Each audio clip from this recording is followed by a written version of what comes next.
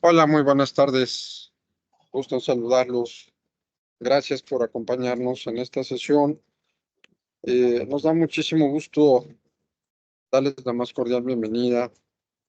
Y en esta ocasión, pues en particular, agradecerle mucho a Mariana de Alba, quien nos va a ayudar moderando esta tertulia sobre la dignidad humana. Ya hemos platicado del tema, hemos tenido la oportunidad de escuchar al doctor Bermúdez, una sesión muy interesante, por ahí algunos documentos también que les hemos hecho llegar. Y bueno, pues el objetivo de la tertulia, como ustedes lo saben, es socializar, es adentrarnos, llegar a conclusiones, poder rescatar los puntos más importantes. Y bueno, pues le damos en este orden de ideas a la maestra Mariana de Alba. Marianita, muchas gracias por acompañarnos. Te escuchamos con toda atención. Bienvenida. Hola, un gusto saludarlos. Pues espero que les guste la plática. Me dicen si la están viendo porque estoy dividiendo la pantalla para poder ver sus reacciones. Ustedes están viendo la pantalla de la presentación, ¿verdad? Sí, Marianita. Sí. Ok, perfecto. Bueno, pues entonces espero que les agrade la presentación. Hice una breve sinopsis y bueno, voy a hacer algunas interrupciones y si en algún momento tienen alguna duda de lo que voy a comentar y que voy a hacer algunas preguntas en específico para que pues todos podamos participar, nada más toman el uso del micrófono por si yo no los veo. Entonces, pues bueno, creo que damos inicio. Primero quisiera hacer una recapitulación, como bien lo hicieron mis compañeros, hablando sobre la historia de la dignidad humana y cómo surge la dignidad humana desde el año 400 antes de Cristo. O sea, esta fecha es muy importante porque para que tengamos una noción del tiempo que ha tomado la evolución de lo que hoy conocemos como dignidad humana. Podemos hablar que desde la Ilíada de Homero se concebía que había un valor del hombre, pero no era un valor intrínseco como lo conocemos el día de hoy, sino de acuerdo a las capacidades determinadas del individuo. Empédocles también hablaba de él como un atributo común de los dioses y los hombres, y que se consigue por medio de una sabiduría y la perfección individual. Ahora bien, en Roma ya nos adentramos a que hablaban de dignitas, como una moral intachable o una forma de comportarse específica. Cuando hablábamos de dignidad en este sentido nos referíamos a cualidades específicas del individuo y no como una concepción natural y general. Después de la caída del Imperio Romano empieza la época medieval y con ella, pues bueno, los pensamientos cristianos. Ahora con el cristianismo hay varias corrientes que hablan sobre el primer precedente de lo que es la dignidad humana como la conocemos el día de hoy. Por ejemplo, con Santo Tomás de Aquino, cuando nos dice que Dios es superior en dignidad y toda criatura, así también el alma humana es superior de toda la creación, o sea, como un hombre creado a imagen y semejanza de Dios, por lo tanto, tiene algo especial denominado alma, ¿no? Aquí sí estuve viendo varios autores sobre esto y en específico Atienza señala que justamente la dignidad humana no debemos de concebirla como una implicación cristiana católica, porque si bien ya se encontraba dentro de la doctrina, justamente la iglesia preservaba la distinción, ¿sí? Era bien, algo que se encontraba en la doctrina, pero que no se aplicaba a la sociedad. Vamos a ubicarnos en la época feudal, en la que los que tenían acceso al conocimiento únicamente eran los reyes, ¿por qué? Pues porque venían de Dios, y el clérigo. Entonces, pues realmente este nivel de pensamiento no bajaba a la sociedad y vivían en sistemas de marginación muy amplios que eran preservados precisamente por una institución de poder. Posteriormente, pues bueno, ya sabemos que termina la época feudal e inicia, termina hasta 1492. O sea, ya estamos en este siglo 1492 e inicia un proceso en la sociedad en donde hay un crecimiento en el pensamiento, que es conocido como el siglo de las luces, ¿sí? En donde se busca ya el saber, la modernidad, los métodos científicos, y se generan grandes teorías de pensamiento. Aquí justamente da su nacimiento Kant, quien representa un sistema de idealismo trascendental justamente para el tema que nos ocupa, que es la dignidad humana. Aquí la idea principal eran las luchas de los derechos individuales y las mejores condiciones sociales.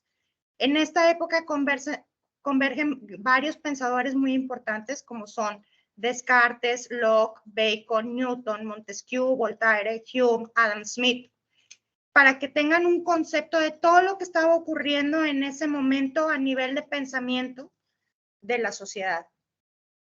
Kant justamente es nuestro referente para lo que es la dignidad humana, ya que cuando se reconoce la dignidad humana posteriormente, se hace referencia justamente al método kantiano, que determinó como una autonomía personal, como principal rasgo humano, que en tal contexto nos habla de la dignidad de un ser racional que no obedece a otra ley aquella que se da más que a la de sí mismo.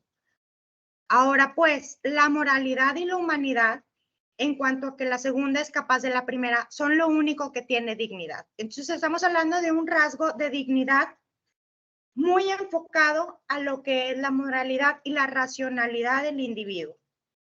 El principio kantiano dice, el hombre y en general todo ser racional existe como fin en sí mismo, no solo como un medio para ser utilizado discrecionalmente por esta o aquella voluntad, tanto en acciones orientadas hacia sí mismo como hacia otros. Está hablando de un sistema de dignidad tanto en el exterior como en el interior. Ahora, debido a la importancia que tiene Kant, sí me gustaría profundizar un poco en lo que es el imperativo categórico y el imperativo hipotético, porque en base a eso vamos a poder discutir.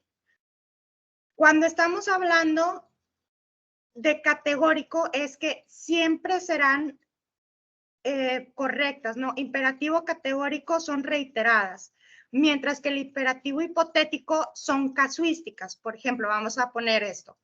Siempre deberás de tomar antibióticos. Sí, no siempre. O sea, vas a tener que tomar antibióticos cuando tengas una infección. El imperativo categórico habla de una acción que se realiza no propia de una legislación o sino por el derecho, sino por el deber ser. O sea, el imperativo categórico está encima de las normas jurídicas. Y nos distingue de dos tipos de éticas, que son la ética material, que se realiza con el fin de obtener algo. O sea, por ejemplo, yo no robo, ¿por qué? Pues porque me van a meter a la cárcel. Mientras que la ética formal te habla en la lógica desde el deber ser. O sea, yo no robo porque sé que está mal, tendiendo a actuar la conducta que se desee como universal. O sea, yo no quiero que nadie robe, yo no voy a robar. En que el ser humano nuevamente se trata como un fin y no como un medio, que somos capaces y debemos proteger nuestra dignidad, y la actuación como un ejemplo, o sea, lo que quisiéramos que fuera replicado en la sociedad. Aún así, y que estaba Kant, posteriormente surge la Revolución Francesa, en ese mismo lapso de tiempo. ¿Por qué? Porque aunque ya había todos estos pensamientos tan revolucionarios, se mantenían las diferencias en cuanto a la calidad de vida de las personas. O sea, estaban los reyes, los nobles, los monjes, la burguesía que surge en este periodo de tiempo y los campesinos.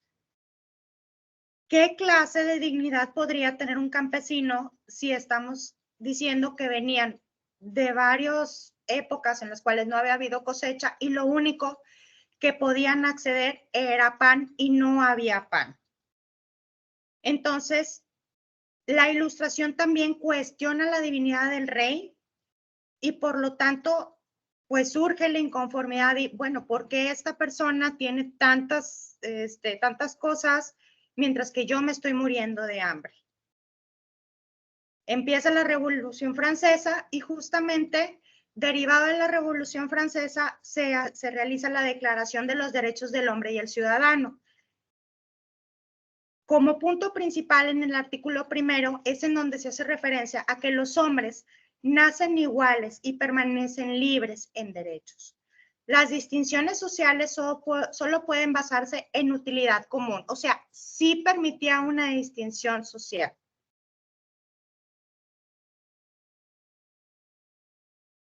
Posteriormente, continúa la evolución histórica y llegamos a la Segunda Guerra Mundial en 1948.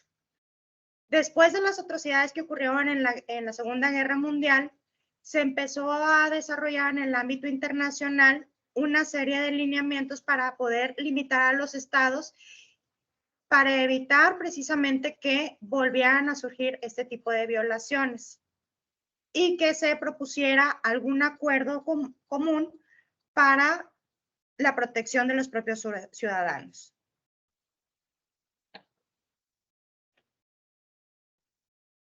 De la Declaración Universal de los Derechos Humanos es de la cual se reconoce ya la dignidad en su artículo primero, en donde señala: todos los seres humanos nacen libres e iguales en dignidad y derechos, dotados como están de razón y conciencia, y deben comportarse fraternalmente los unos a los otros. Es por esto por lo que quería hacer referencia a Kant. Porque si nosotros observamos lo que dice el artículo primero de la Declaración Universal, justamente está aludiendo al principio kantiano, ¿no?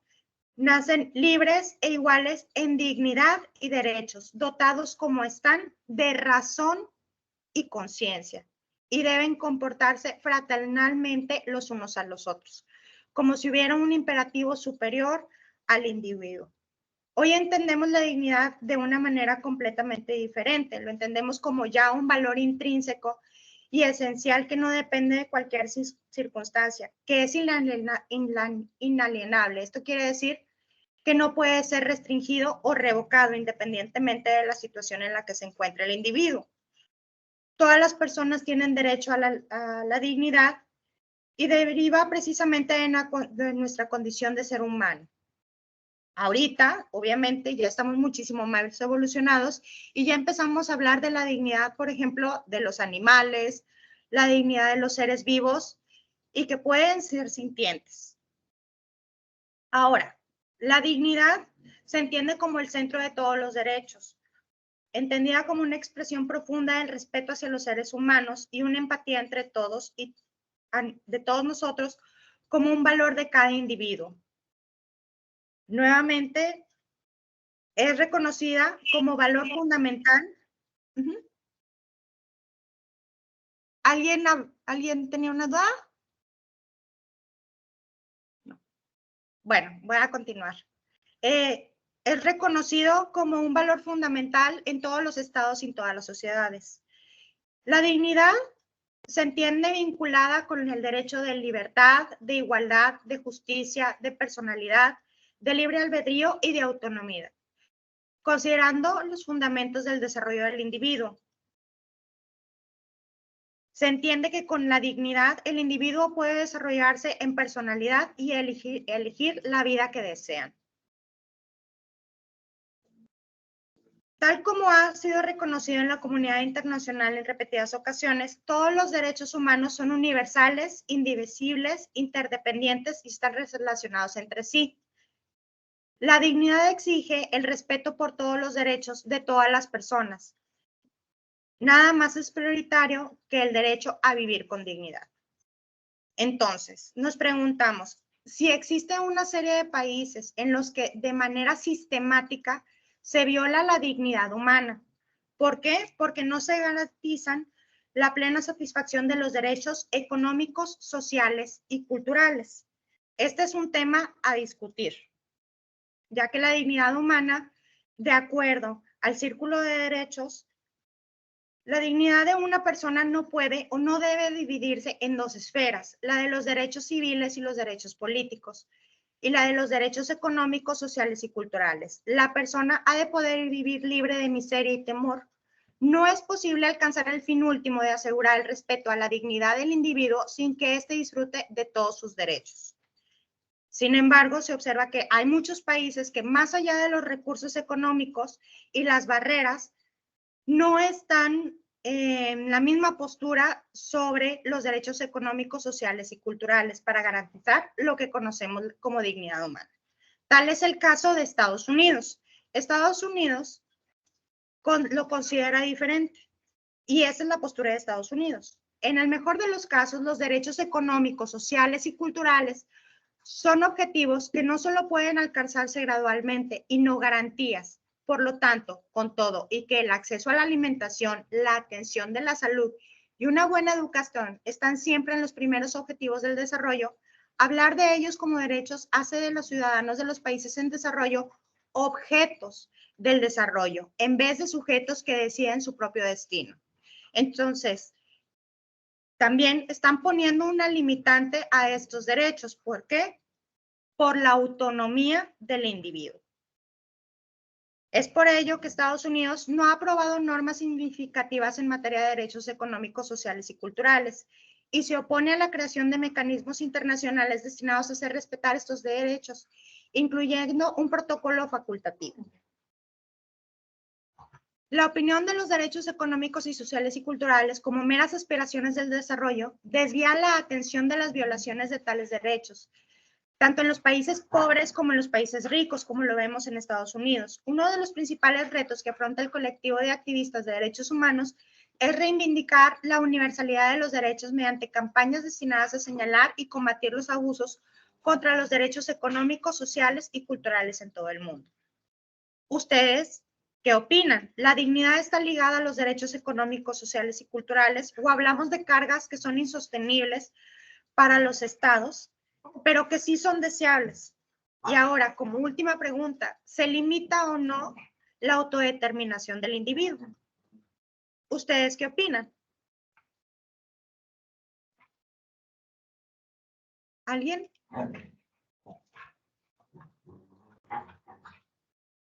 ¿Nadie quiere participar? Bueno, creo que la primera pregunta, buenas noches. Buenas noches. Creo que la primera pregunta, más bien la estructura sería en viceversa, ¿no? Más bien los derechos económicos, sociales y culturales en su momento tendrían razón de ser en cuanto que la persona es digna, y puesto que la dignidad sería pues el primer derecho y valor que intrínsecamente posee la persona. En ese sentido, creo que el sentido de la lectura sería en ese sentido. Y pues bueno, como derechos que van a ser dependientes o que van a venir ocurriendo en cascada, pues vendrían a partir de reconocernos todos como iguales, todos como por ahí había una palabra que decía reconocer cierto sentido de fraternidad en el otro, ¿no? De igualdad. Okay. Entonces, vamos a ver un poco más adelante, ¿no? Cuando hablamos de pobreza extrema, nos referimos a personas que viven con $1.90 al día. De acuerdo a la ONU, la privación económica, la falta de ingresos, es una característica estándar de la mayoría de las definiciones de pobreza, pero no tiene en cuenta el impacto social, cultural, económico de la pobreza. Además de la privación de recursos económicos y materiales, la pobreza es también una violación a la dignidad humana. Ningún fenómeno social es tan completo en un ataque de los derechos humanos como la pobreza. La pobreza erosiona derechos económicos, sociales, como el derecho a la salud, la vivienda adecuada, la alimentación, el agua potable y el derecho a la educación. Lo mismo ocurre en los derechos civiles, políticos, como el derecho al juicio justo y la participación política y la seguridad de la persona. Si observamos, pues vemos que el nivel de pobreza a nivel mundial es muy alto. Estamos hablando que la dignidad humana la concebimos desde hace más de 80 años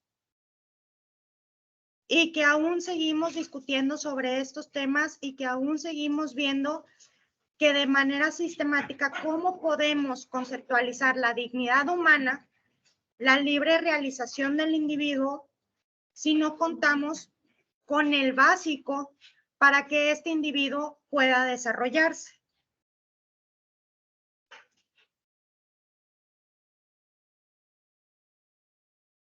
Una definición y comprensión de los derechos humanos conduce a una respuesta más adecuada a las múltiples facetas de la pobreza. En este reconocimiento fundamental se está reconfigurando un enfoque en la comunidad internacional para la próxima generación de iniciativas de reducción de la pobreza. Es importante destacar que no solo se refiere a recursos, sino también capacidades, opciones, seguridad y poder necesarios para disfrutar el nivel de vida adecuado y de otros derechos civiles, culturales, económicos, políticos y sociales fundamentales. Ahora, como segunda parte, estuve analizando varios documentos de Atienza y él señala, porque usualmente vemos una contraprestación, una diferencia entre dignidad y autonomía, ¿no? Entonces, abandonar el tema de dignidad y hablar de autonomía no es válido, pues que hay que alentar a un constructo moral. Hablaríamos ya de desarrollar un poco la palabra dignidad como un análisis que lo determine. ¿Esto qué quiere decir? Que ha habido varios autores que dicen, bueno, es que el tema, o el hablar de dignidad es muy amplio. Como lo comentaba el compañero, bueno, el ser humano tiene dignidad y de ahí se devienen todos los derechos. Pero decían, bueno, mejor vamos a redefinirlo como autonomía. Entonces, Atienza dice que no, que tenemos que preservar más bien el término de dignidad y hacer ya una significación moral estricta sobre la misma, entendiendo la dignidad desde tres sentidos diferentes, a los cuales se hace alusión, como un rango de estatus, el cual es un criterio antiguo, como un valor intrínseco, como lo hace Kant, o como una forma de comportarse que también tiene carácter peyorativo. La dignidad desde una técnica jurídica lo podemos encontrar también como lo hizo Eloy, como un concepto puente para el reconocimiento como persona. Y en este caso, por ejemplo, para animales. Si atendemos ya a la dignidad desde un punto de vista jurídico, este individuo no solamente es sujeto de derechos, sino también ya desde una perspectiva de las consecuencias, en un núcleo normativo de derechos y obligaciones. Ahora, la dignidad en las constituciones está considerado como un valor absoluto e intangible. En términos jurídicos se acepta que no hay derechos absolutos, pues cualquier derecho fundamental puede entrar en contradicción con otro y puede ser ponderado y derrotado. Entonces, habría que señalar si la dignidad es un valor absoluto que no puede ser derrotado y está dentro de todos los derechos fundamentales, pero dentro de la técnica jurídica se habla que no hay derechos absolutos. ¿Cuál postura tendría que subsistir en esto? ¿Sería la dignidad un derecho absoluto o hay alguna manera de que pudiera ser derrotado ya en un procedimiento jurisdiccional? ¿Ustedes qué opinan? Claudia. Sí, lo que pasa es que para mí la dignidad es como que la base. La dignidad sí es un valor absoluto y de ahí se desprenden todos los derechos humanos y fundamentales, todo lo demás, ¿no? Pero la base, hasta donde el que ostenta el poder lo permita, es una base, ¿no? Y de ahí ya surgen todos los derechos. No sé ustedes qué opinan. Silvia, tú querías decir algo. Sí, hola, ¿qué tal? Bueno, quería comentar algo con relación a las preguntas precedentes, que estuve viendo que mencionaste cuando la Revolución Francesa, la situación sobre todo que había de desigualdad Y me parece también interesante introducir el tema de la igualdad, porque la igualdad es algo que, bueno, que está consagrado en nuestros ordenamientos jurídicos y tenemos fuente en justamente en esa declaración. Pero bueno, podemos decir que no hemos logrado demasiado con ese valor igualdad, ¿no? Eh, o sea que esto viene de la mano de lo que vos mencionaste con relación al tema de que, bueno, que tenemos una serie de derechos económicos, sociales y culturales, pero bueno, no hay una plena vigencia de los mismos. Entonces, el tema, relacionándolo con la dignidad me parece que, bueno, que abraza todos estos derechos, pero bueno, estamos viendo que en la práctica, en la realidad práctica, por ejemplo, el caso de la igualdad, que me parece muy importante, sobre todo por lo que planteaste después, que me parece muy interesante, el tema de la pobreza. Creo, ahí nos está marcando que, bueno, en la realidad no hay una igualdad, hay más que nada una declaración de que somos iguales. Después, por otro lado, me parece interesante también otro valor que a veces hemos mencionado acá, que podría ser el de la solidaridad, porque el tema de la pobreza en el mundo también tiene que ver con una falta de justicia social, o sea, no hay una distribución equitativa de la riqueza. Entonces, eso también produce que tengamos esas situaciones que describe el mapa, que son tan alarmantes, tan asimétricas. Lo que no me quedó muy claro, que vos hiciste la pregunta de la autodeterminación, eso no me quedó muy claro. En la primera parte, si me podés aclarar un poco, porque a lo mejor tiene algo que ver con esto que estás planteando ahora, que es que tenía que ver con el tema de la autonomía, aunque más creo que lo estás planteando desde el punto de vista como que la dignidad como una categoría, digamos, autónoma, absoluta, etcétera. Bueno, más que nada la primera pregunta que no me quedó muy clara, lo de la autodeterminación. Sí, Gracias. al contrario. Aquí la pregunta va en este sentido. Estados Unidos declara que ellos no consideran que los derechos en cuanto a las garantías sociales, culturales, etcétera, deban de ser garantías individuales. ¿Por qué? Porque al momento de yo proporcionarlas como garantías individuales, yo restrinjo la libertad del individuo y su autodeterminación y de conseguir por sus propios principios los bienes que desee, ¿verdad?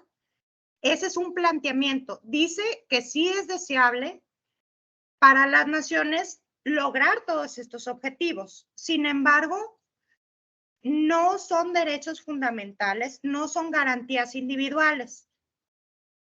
¿Por qué? Porque aparte yo limito la autonomía del individuo a lograr lo que desee lograr. Vamos a ponernos también en un contexto, lo que me he topado mucho y he empezado a notar es que el tema de la autonomía está muy ligado a las cuestiones político-sociales, económicas, viéndolo desde dos perspectivas, o sea, desde una perspectiva más liberal, neoliberal, y desde una perspectiva más socialdemócrata.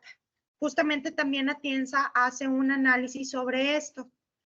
Considerando, vamos a citar a Atienza, más allá de lo que estemos pasando en nuestros países, porque entiendo que ahorita ya estamos en una situación política muy polarizada, él determina que para poder garantizar la dignidad tendría que haber una base inicial de las personas para acceder a todos estos derechos porque forman parte, o sea, la educación, la salud, el desarrollo, forman parte para que él goce de su entera dignidad. Entonces, si estamos ante un sistema económico capitalista en el cual, y neoliberal, en el cual, pues bueno, no hay una interacción o procuración del Estado más que en lo más mínimo dejando el libre mercado y la consecución de los intereses propios, pues bueno, se entiende en ese marco que por eso es por lo que hace ese tipo de afirmaciones ante las instancias internacionales y viéndolos desde una limitante, porque, pues bueno, la libertad que se engloba en un sistema capitalista y neoliberalista, pues te está hablando de que cada uno consiga hasta donde pueda conseguir, ¿verdad? De libre desarrollo y libre mercado, a diferencia de la otra postura en la cual hay una base y no estamos hablando de la distribución igual, ¿no? Pero que hubiera una base mínima y de ahí ya todos los demás pudieran conseguir lo que deseen. Haciendo referencia también a lo que comenta Atienza en una conferencia que si gustan se las puedo pasar vía el chat para que tengan oportunidad de verlas. Pero pues es muy interesante esta postura, sin más allá de si está bien o está mal, es interesante el considerar si hay una limitante a la autonomía de la persona o no. Digo, es un país que cuenta con recursos, es un país que en teoría pues marca pauta a nivel internacional, pues resuena bastante el hecho de que él lo considere así. No sé ustedes qué opinan. Yo opino respecto de eso, ahora creo que me doy cuenta por dónde va, porque me parece que es una concepción, hay que verlo como desde el fundamento filosófico, político, y que es una postura, digamos, la que plantea Estados Unidos más individualista, o de corte, o como vos dijiste, de corte neoliberal, más individualista en el sentido de, bueno, que los ciudadanos, digamos, está el Estado, pero el ciudadano un poco se arregla también como puede, es decir, lo dejan, digamos, a que desarrolle sus propias, eh, eh, digamos, Capacidades. sus propias capacidades. Digamos, está el Estado, está el reconocimiento de los derechos, pero bueno, me parece que es la filosofía propia, es una concepción individualista. Entonces, por ahí da más margen a la autonomía, pero bueno, también me parece que es la concepción filosófica, de ahí se desprende que sea de esa manera, me parece.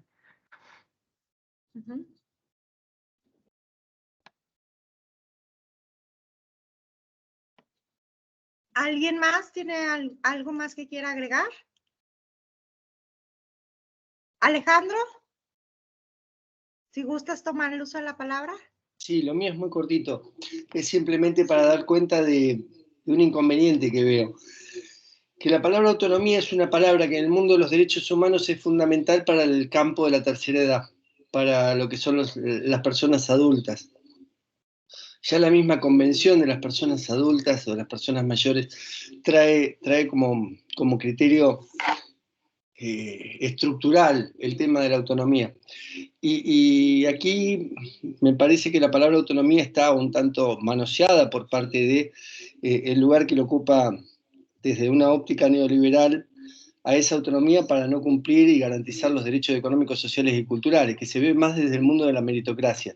Nada más que eso, no quiero que se bastardee la palabra autonomía o que se manosee, porque es fundamental para el campo de la tercera edad o para el campo de las personas adultas.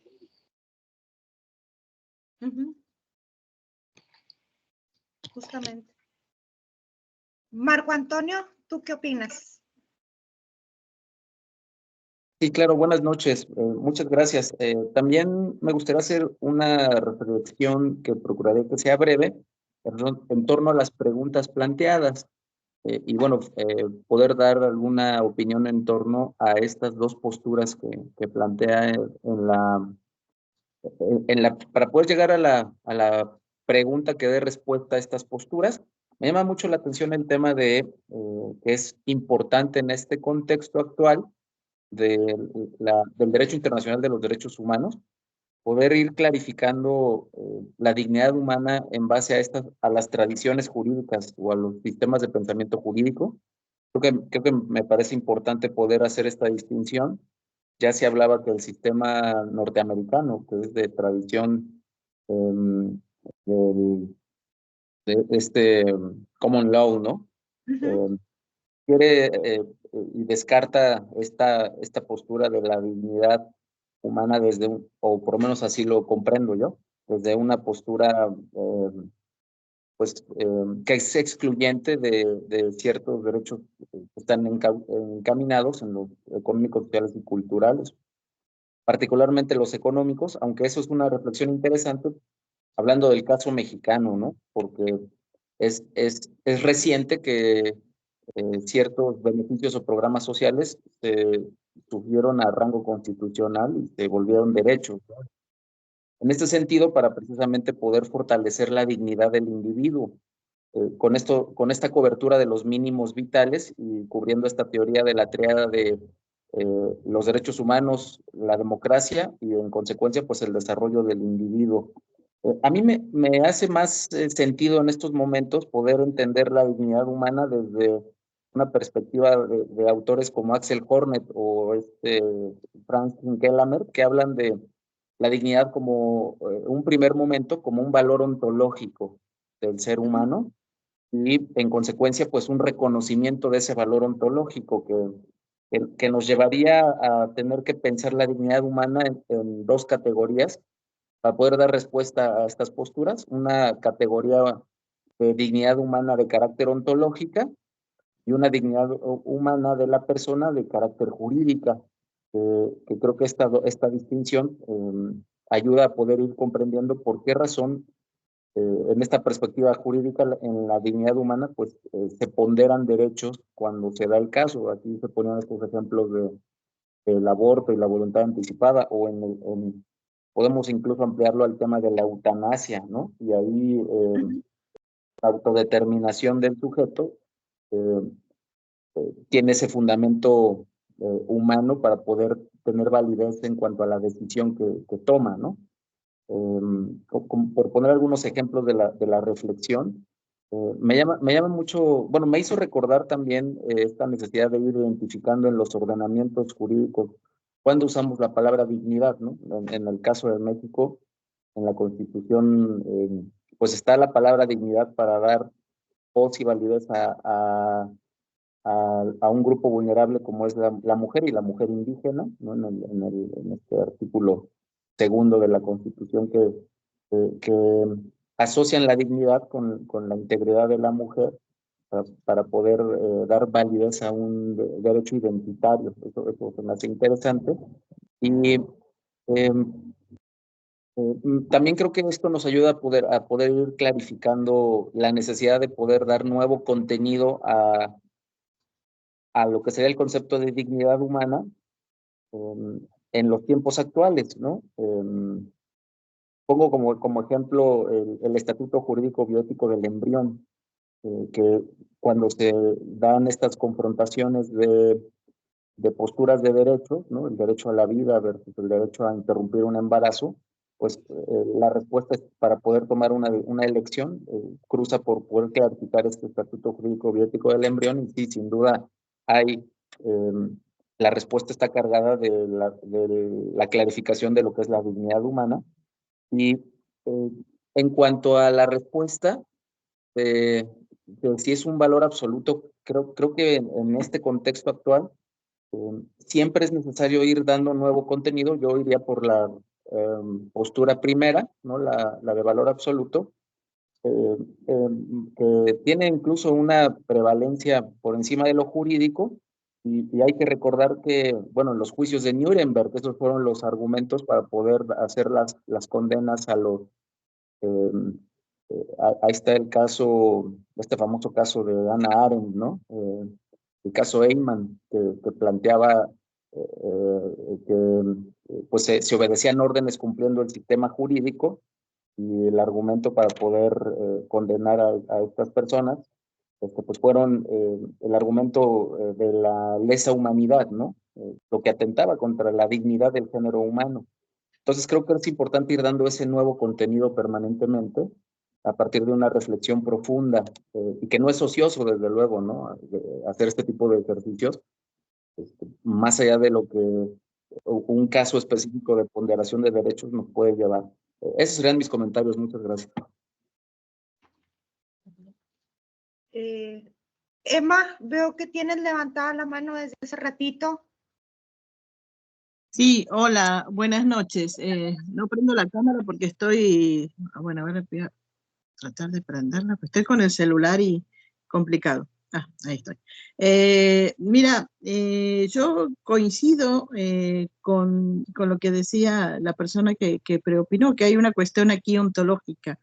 Creo que más que decidir si es absoluto o es relativo, lo que hay que decir es de qué estamos hablando, y perdón por bajar el nivel un poco de la discusión y volver un poco a los conceptos jurídicos fundamentales y a lo que es la teoría general del derecho. Normalmente cuando hablamos de fundamentación de los derechos humanos, estamos hablando en este sentido de la dignidad como un fundamento ontológico de los derechos. No una dignidad empírica, verificable en porcentajes. Entonces hay que distinguir, también cuando se habla de autonomía, y ahí yo voy a ser niniana, un poco fue porque fue mi profe que me inició en esto de la filosofía del derecho, y él dice que son 3 principios básicos los que nos permiten analizar estos temas de los derechos humanos. Todos estos principios ontológicos no son empíricamente verificables, son intrínsecos a la persona, por lo tanto son absolutos. Que hablemos de lo digno no quiere decir que tengamos que redefinir la dignidad de la persona. Son términos distintos, aunque estemos usando palabras sinónimas. La dignidad es ontológica y es absoluta. Los derechos siempre van a ser ponderables, y sobre todo cuando se trata de derechos no judicializables, que vos decías y traías a cuento, y muy interesante traerlos en esta discusión de postdoctorado, lo que son los derechos económicos, sociales y culturales, porque todavía no tenemos consolidados los derechos individuales y políticos, y hablar de los derechos individuales y de los derechos económicos, sociales y culturales, que dependen de su exigibilidad, dependen de la política, se me hace muy interesante, ¿no? Hablas ahí de la voluntad separada como expresión de la autonomía. Ahí son temas que tienen que ver con toda esta cuestión, si el derecho a la vida es un absoluto, si la dignidad es un absoluto, y si se puede renunciar a la vida, ¿no? Por el tema del aborto, si alguien puede elegir por otra, si las personas por no ser tendrían la misma categoría de las personas que ya nacieron. Hay un montón de otras cuestiones, y creo que cada cuestión que pones ahí, pena de muerte, control social, aborto, voluntad anticipada, como expresión de la autonomía, es diferente. Yo creo que es diferente. Por eso hay que distinguir qué es un presupuesto ontológico y qué es algo que es empíricamente verificable. Gracias. Okay. Emma.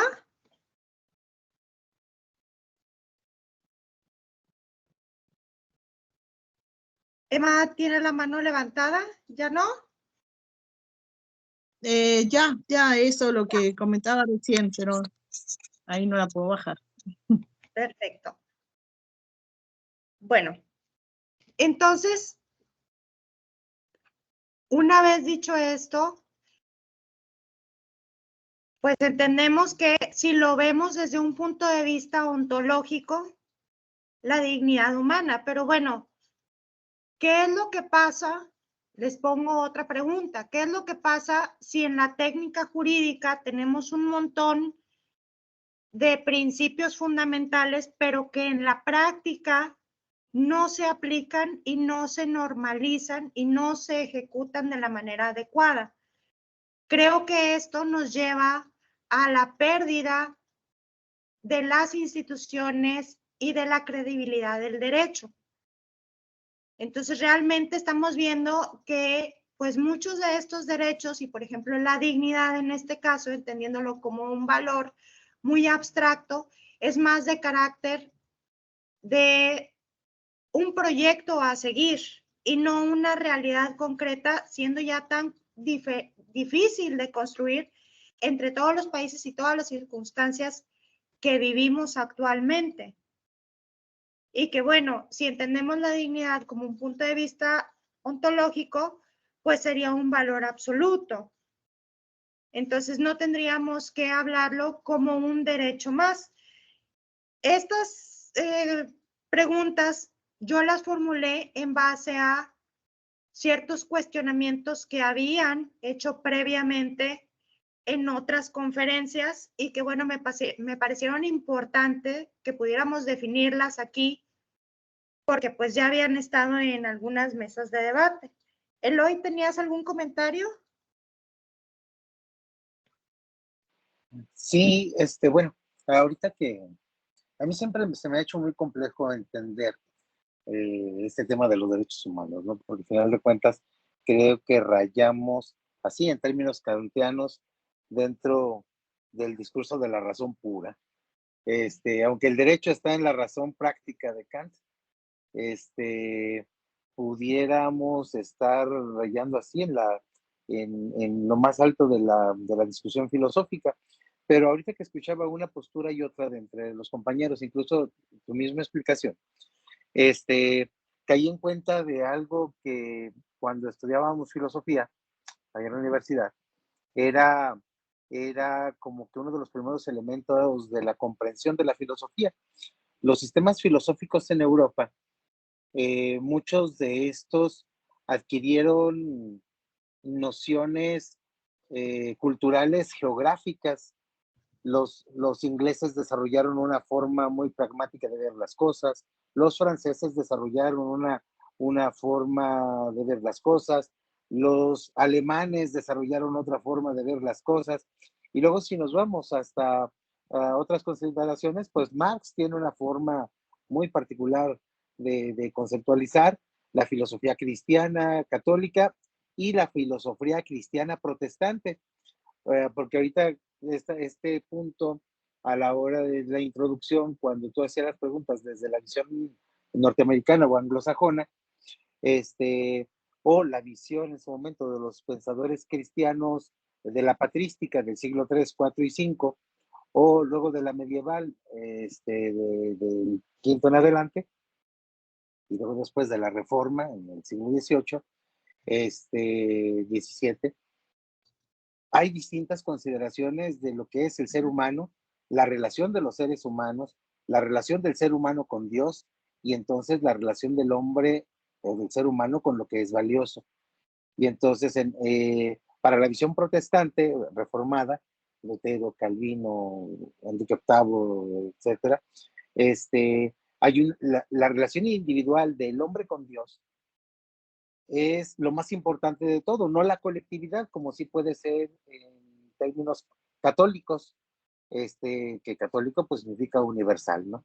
Entonces, en esta universalidad de los derechos y de los valores, o en esta individualidad de los derechos y de los valores, creo que también cada pensador y cada constitución luego en cada país le dará ese tinte de cosmovisión sobre en lo que cada región se ha desarrollado. Por eso de ahí que quizá el hecho de entender o de hablar de dignidad humana, como ahorita nos lo explicaba la doctora, como este valor absoluto, visto así como en términos hegelianos del absoluto, es decir, del todo, en el cual estamos inmersos, los finitos, desde alguna otra conceptualización filosófica y regional, no pudiera ser visto desde esta manera. Una de las primeras doctoras que hizo una participación, creo que desde el punto de vista pragmático me parece relevante, porque si bien es deseable luchar por la dignidad humana y donde todos seamos conseguidos en esta particularidad de dignos e iguales ante los ojos de todos, la limitante pragmática está en lo que el poder nos permite y en lo que cada constituyente, cada ejecutivo le manda a su constituyente o a su Congreso para ir definiendo los valores y el marco de los valores como serán dados. Y entonces, creo que una barrera, porque lo voy a decir como barrera, no como límite, una barrera real está en lo que los gobiernos permiten sobre el alcance de la dignidad humana en cada territorio. Obviamente esto no limitando el valor completo como dignidad humana, nosotros lo queremos entender y comprender y en sus alcances absolutos, sino en el ejercicio práctico y desde la ciudadanía en cada región en la que vivimos.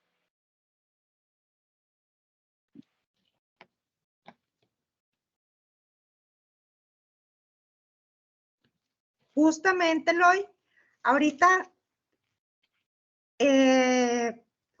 tenía precisamente preparado eso, porque también estábamos hablando que, bueno, hay un principio que se supone que es el principio básico o el derecho a preservar en la mayoría de los casos, que es el derecho a la vida. Y otra vez volvemos con el exponente y ahorita tú dices, bueno, es que depende de cada país, en cada contexto. Entonces, bueno, llegamos a un punto de análisis en el cual podemos decir que los derechos humanos o la dignidad humana, pues no es tan entendida como algo general, porque nos estamos topando con una realidad en donde hay una diferencia considerable, más allá que en el tema académico doctrinario, ¿no? Ahora bien, comentas algo, el límite sería entonces pues lo que cada estado permite, considera, y el límite de nuestra libertad sería pues lo que se pacta en sociedad. Ahora, si hay un principio que es el principio número, bueno, existe la dignidad y después de la dignidad deberíamos de hablar de la vida, ¿no? Como el principio base del individuo.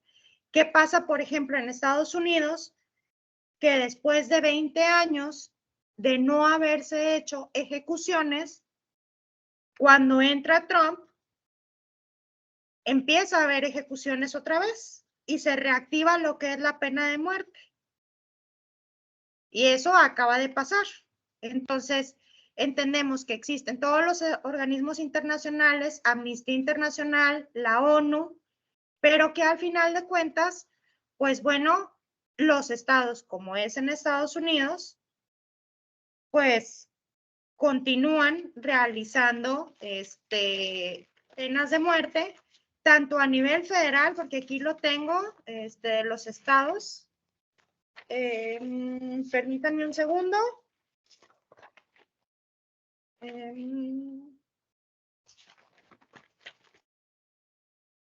Mariana, ¿te puedo interrumpir un segundito para aclarar? Adelante. No, creo que no fue lo suficientemente clara.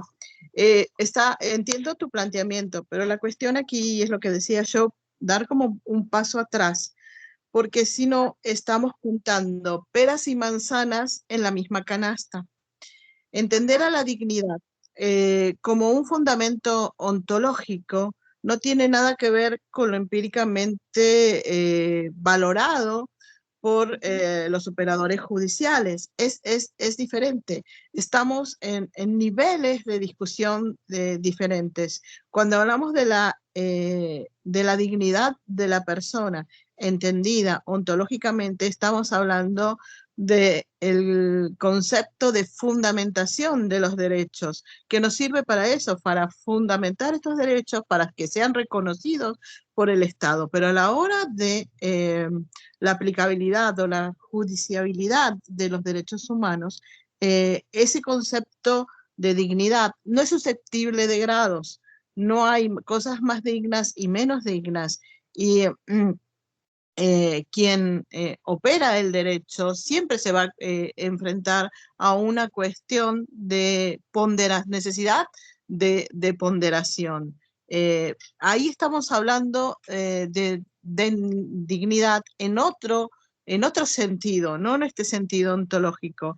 Entonces, es una discusión casi bizantina, porque estamos hablando de cosas diferentes. Una cosa es la fundamentación de los derechos humanos y otra cosa son la aplicabilidad de este concepto de dignidad en casos prácticos. Y va a ser va a depender siempre de una ponderación. Si están cruzando dos derechos humanos, entonces va a haber que hacer una ponderación de cuál de los dos derechos en conflicto, en la litis, tiene mayor relevancia.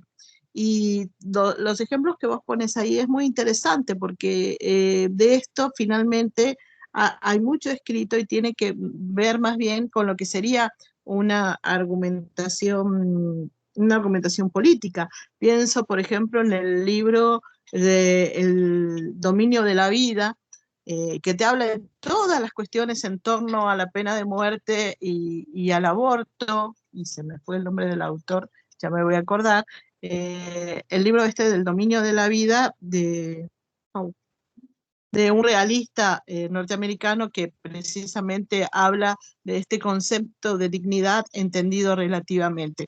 Yo creo que hay que distinguir que estamos en niveles diferentes de discurso. Cuando nosotros hablamos de nivel ontológico, estamos hablando de metaética, de una ética de discusión de cuáles son los principios éticos. Y cuando hablamos de casos prácticos, estamos hablando, como decía el compañero preopinante, de cuestiones que tienen que ver con una ética práctica. Uno tiene que decidirse por uno u otro concepto. No, estamos hablando de cosas diferentes y de niveles de discusión diferentes que en la argumentación jurídica se le llama esto argumentos de doble nivel. Así lo llama Roberta Alexi. Entonces, hablamos de cosas distintas, en mi opinión, ¿no? Muy bien. Oscar. Perdón. Ronald Dworkin. ¿Ves? Perdón, ya me acordé. El dominio de la vida de Ronald Dworkin, de Editorial Ariel.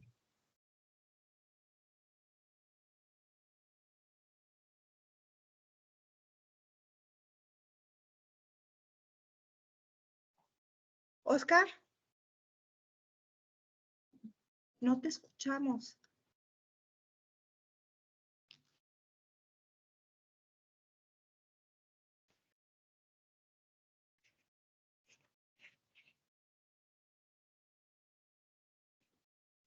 No te...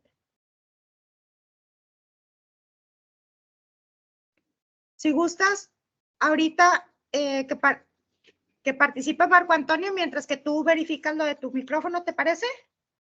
Sí, Marco Antonio. Sí, muchas gracias. Bueno, me quedé pensando en esta reflexión que se planteó sobre cuando no se aplican los principios fundamentales como la dignidad de manera adecuada. Me pareció importante en esta reflexión que se está haciendo en estas tertulias porque reflexionaba que indudablemente si no se da esa aplicación en los espacios jurídicos o en las instituciones jurídicas, pues evidentemente que esto es el germen de diferentes cosas, ¿no? Del cambio, de la transformación o incluso de revoluciones o transformaciones que pueden ser radicales. Por eso me parece muy importante hacer todo este tipo de disertaciones y de reflexiones. Me quedé pensando con este tema de, sí, en efecto, la dignidad es un valor ontológico, o bueno, por lo menos yo así lo entiendo en términos de Sperman, que habla como de la dignidad de un fundamento para los derechos humanos que afirma a la persona.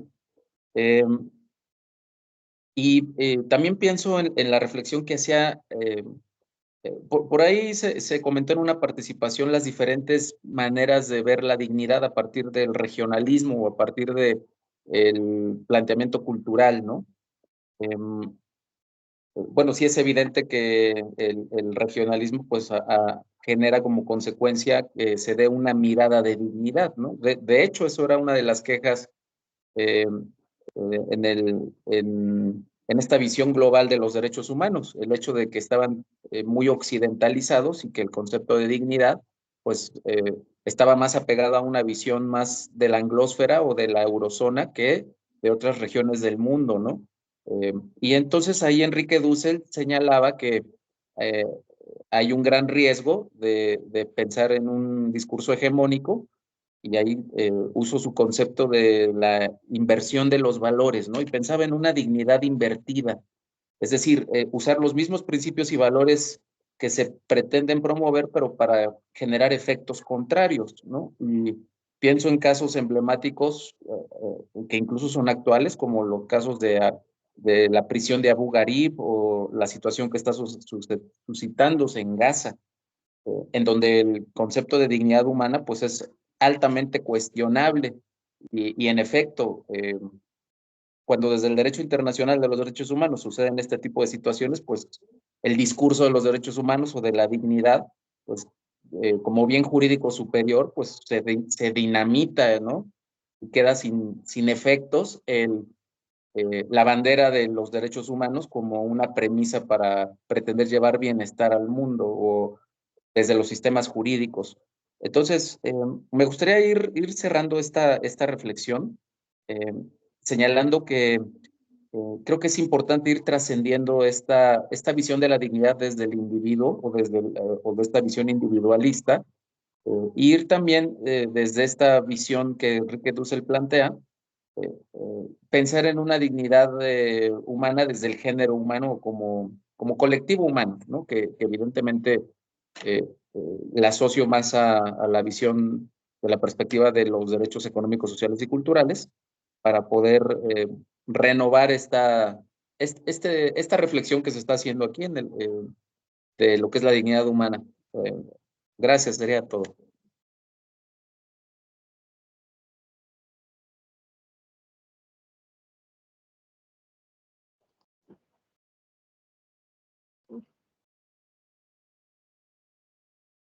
Tienes apagado tu micrófono, Mariana. Eloy u Oscar, ¿alguno de ustedes dos?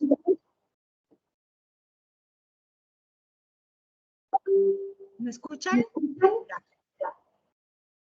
Eloy, Oscar, ¿alguno de ustedes dos?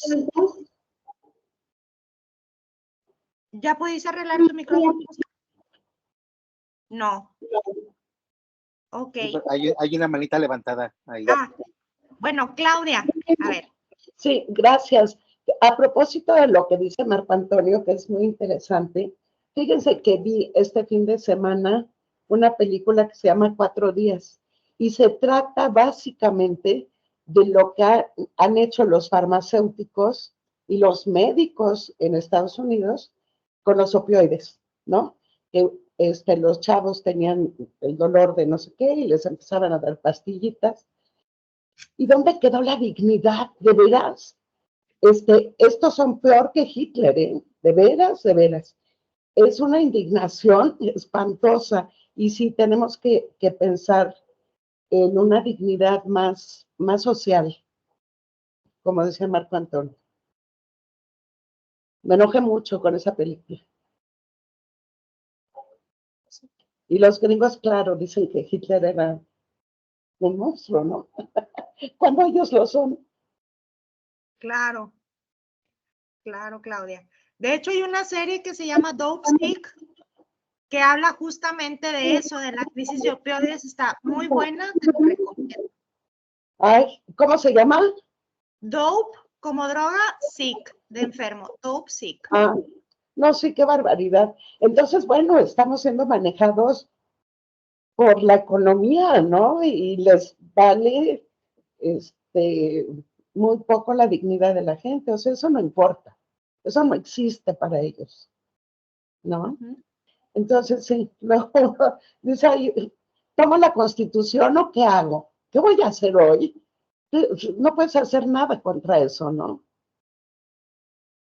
Tristemente. Gracias. Eloy.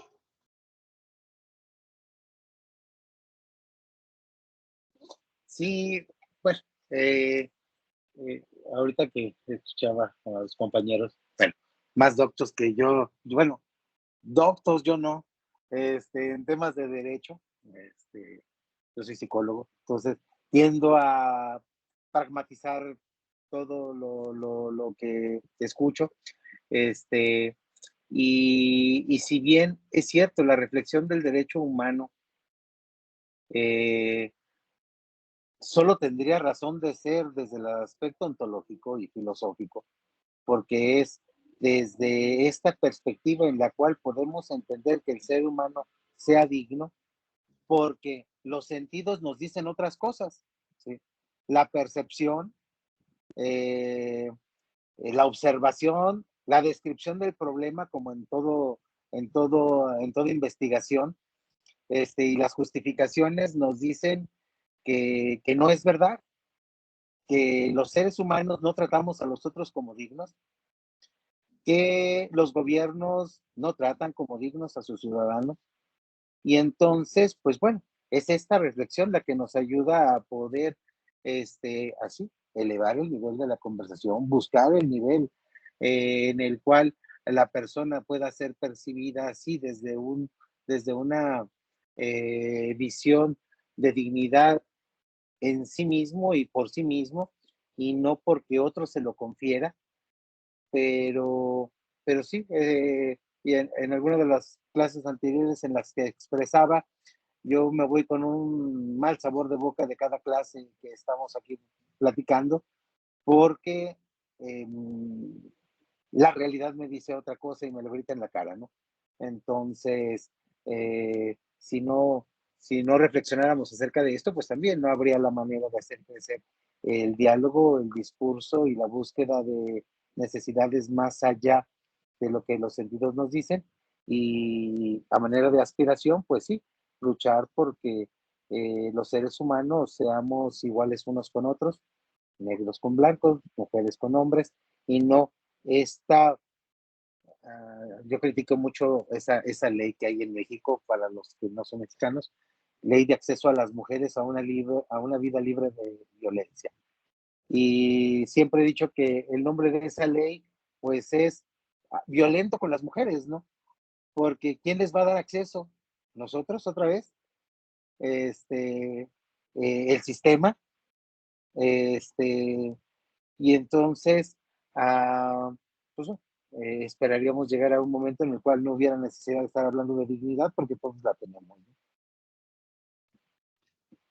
Sí, justamente es parte, por eso me quise remontar a la historia de la dignidad, ¿no? Porque pareciera que ha pasado tanto tiempo, pero la realidad es de que cuando vemos ya los elementos que podrían conformar la dignidad, como ciertas garantías, que ya no estamos hablando, como lo decía nuestra compañera, de un sistema filosófico, ¿no? Sino ya garantías palpables que conforman la dignidad, pues vemos que esa es prácticamente pues negada en muchas partes y que realmente no hay un trato igualitario que pueda permitir que las personas se desarrollen de acuerdo a su voluntad. ¿Por qué? Por múltiples situaciones que están inmersas en nuestros países y en nuestras legislaciones. Entonces, pareciera más que la dignidad es una cuestión utópica y que todavía no hemos podido llegar. Esperemos que algún día lleguemos, ¿verdad?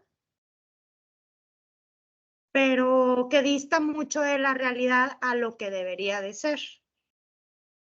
Y a veces nos enfrascamos en una discusión jurídica pensando que hay cosas que por más que han evolucionado se han logrado y pues realmente pues no se ha logrado, ¿no?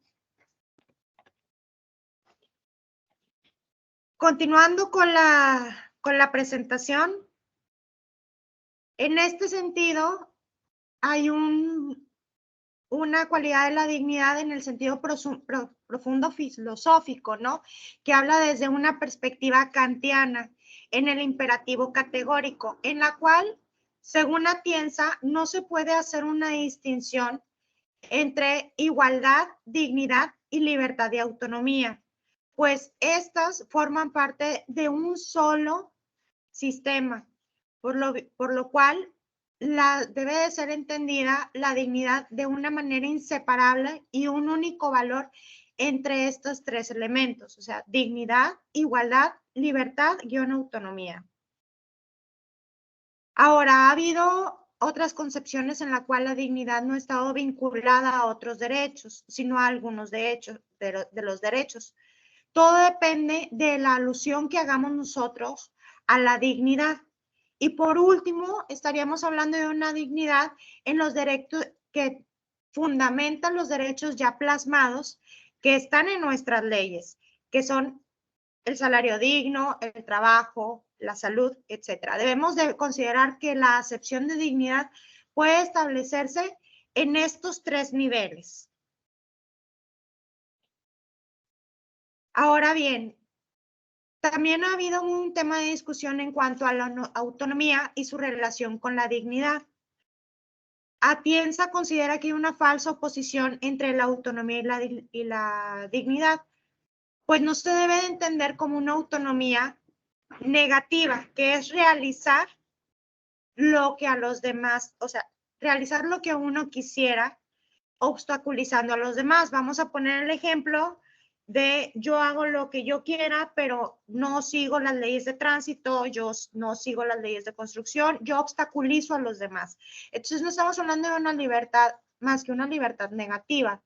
Cuando hablamos de autonomía en el marco de la dignidad, nos hace referencia a que tenemos que hablar de libertad en un sistema kantiano, de una manera socialista, entendiendo como una libertad que hace bien a una comunidad, desde una idea de participación, ¿sí?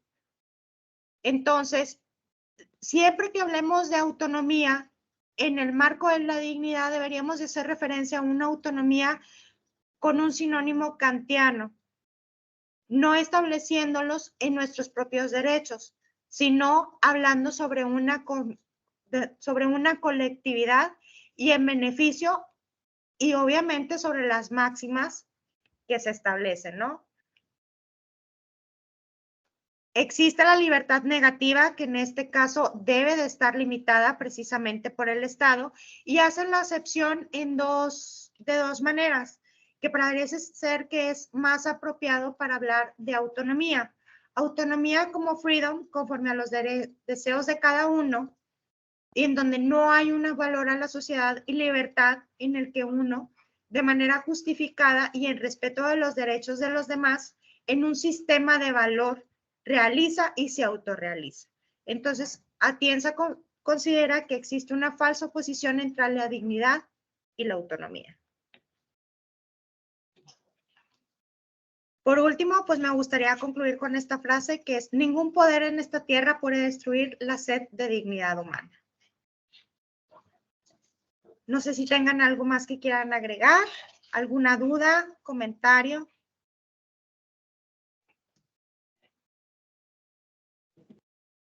Pues yo creo que a reserva de los comentarios, muchísimas gracias, excelente la moderación, Marinita, muchas gracias. Hay dos manos por ahí todavía que quieren participar, Silvia y luego Marco Antonio. No, Silvia, adelante, por favor. Muy breve, no, me acordé simplemente del movimiento de los indignados, porque acá estamos hablando de que, bueno, que tenemos normas, ordenamientos jurídicos, declaraciones, etcétera, etcétera, pero bueno, que no hay una garantía de que esos derechos económicos, sociales, culturales se cumplan. Y justamente el movimiento de los indignados lo que reclamaba era una democracia real. Entonces, y ellos se han llamado, digamos, indignados, ¿no? Simplemente esa mención me vino a la memoria. Gracias. Marco. Sí, gracias. Bueno, estaba yo, ahora que se habla de la dignidad desde el punto de vista kantiano, un poco recordando que, pues bueno, Kant ya tiene bastantes, las teorías de Kant, ¿no? Los planteamientos de Kant, pues ya tienen muchos años que se plantearon y bueno, se sigue tomando como el imperativo categórico para poder sustentar la dignidad desde la perspectiva pues occidental. Lo cual me parece bien porque sigue siendo necesario reflexionar esa perspectiva de dignidad humana. Y me hizo recordar estos planteamientos del romanticismo alemán, o sea, retomar el concepto que planteaba Kierkegaard o Fichte. Hay que tomar los conceptos dependiendo del espíritu de la época, ¿no? Y justo creo que ahora el espíritu de la época que nos toca, y de ahí lo valioso de estas tertulias, de estos espacios del postdoctorado, sería poder plantear esta revisión de la dignidad humana en otros términos que a mi entender son más cercanos a un antropocentrismo que ya está obsoleto y desactualizado. Creo que ese es el gran problema para mí de la dignidad humana, verla desde el punto de vista del antropocentrismo, con todo lo que esto implica, con todas las implicaciones que tiene el antropocentrismo, y creo que el desafío para mí sería moverse a otra visión, como dice Leonardo Boff, mucho más holística del ser humano y de la propia realidad. Y muchas gracias por la ponencia. Gracias. Al contrario, un gusto poder participar con ustedes y pues bueno, haber contribuido en esta reflexión. Y como último, nada más, pues bueno, les quisiera comentar que yo creo que lo más resaltable de todo esto es ver pues cómo los derechos pues no son tan palpables en materia económica, social y demás. Y partiendo desde esa base, pues bueno, hacer todos nuestros análisis que cada uno desarrolle en sus temas, ¿no? Porque pues hay una diferencia trascendental en los individuos y en sus realidades. Marco, ¿alguna participación? Marco. Perdón, era la pasada. Gracias. No te preocupes. Pues hemos llegado ya casi al cierre de esta tertulia. No sin antes, como mencionaba hace un rato, agradecerle a Mariana por su elocuencia. Muchas gracias por hacerla tan interactiva, por la participación que tuvimos, que es bueno hacernos pensar, es bueno reflexionar y detonar ideas, ¿no? Muchas veces nos cuesta trabajo expresar nuestras propias opiniones, pues a lo mejor por temor a que no podamos coincidir o que podamos discernir en algunos puntos, pero de esto se trata, ¿no? De dar nuestras posiciones, de discutirlas, de debatirlas, de aprovechar estos espacios. Y bueno, para eso es estas reflexiones. Así es que, en primer lugar, pues muchísimas gracias, Mariana, por habernos apoyado en esta ocasión. Te lo agradezco muchísimo. Un gusto. Punto número 2, estoy como Adal Ramones, ¿no? ¿No has visto ese programa? Que punto número 1, punto número 2. Punto número 2, quiero hacer mención en estos minutos un gesto del profesor Eloy. Hace un momento le comentaba que estamos en el instituto, pues viendo el caso hablando de dignidad en temas prácticos, un niño migrante en una situación de salud muy grave. Y bueno, tuvimos que estar cerca de la familia, no solamente moral, sino también profesional y económicamente. Así es que el último estirón fue ahorita una llamada de auxilio a mi querido amigo, el doctor Eloy, quien gentilmente nos ayudó a que esto culminara. Así es que la dignidad implica también el tener esa sensibilidad a los problemas de la gente y bueno, quiero hacerlo público. Gracias, Eloy, por tu gesto. Muchísimas gracias por la atención. Bueno, Y finalmente, creo que a manera de conclusión, se hablaron de muchas posturas de lo que puede llegar a entenderse este tema tan complicado de la dignidad humana. De hecho, Manuel Atienza, cuando empieza sus exposiciones, después de haber estudiado mucho el tema, señala que no nos hemos dado el tiempo necesario para adentrarnos profundamente al estudio, a la aplicación, a la realidad práctica de lo que significa la dignidad humana. De ahí, pues que existan varias posturas, ¿no? Que existan varias ideas, que existan varias formas de verlo.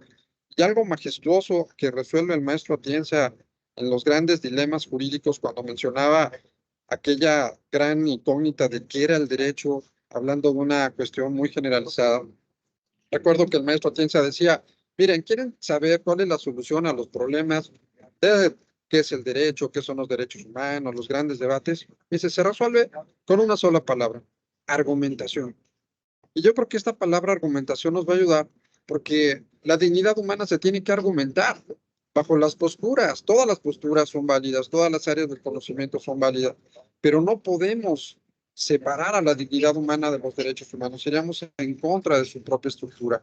Así es que yo creo, con mi humilde opinión, de que todas las posiciones son muy válidas, todo lo que se platicó es muy interesante, todo lo podemos aplicar, pero debe de generarse en un caso en concreto la argumentación para poder verdaderamente luchar por aquello que es tan complicado en la práctica como la protección a la dignidad humana, que va intrínseca en el ser humano y que es el fundamento real de todos los derechos humanos. Así es que, bueno, pues sigamos reflexionando, sigamos debatiendo, sigamos aportando. Ojalá si tienen artículos, si tienen algunas lecturas que puedan sugerirnos, autores que nos puedan compartir en el grupo de postdoctorados, y los vamos a agradecer mucho. Nosotros vamos a seguir también aportando algunas ideas de este y de los temas anteriores y de los que vienen. La idea es fortalecer y generar este nexo de idea y de pensamiento, ¿no? Un círculo de pensamiento. Así es que, bueno, pues muchísimas gracias por habernos acompañado. Nuevamente, Marianita, gracias a todos y a todas. Muchísimas gracias por haber estado en esta ocasión con nosotros. Que descansen y muy buenas noches. Muchas gracias. Buenas noches. Buenas noches. Gracias. Buenas noches. Muy buenas noches. Gracias.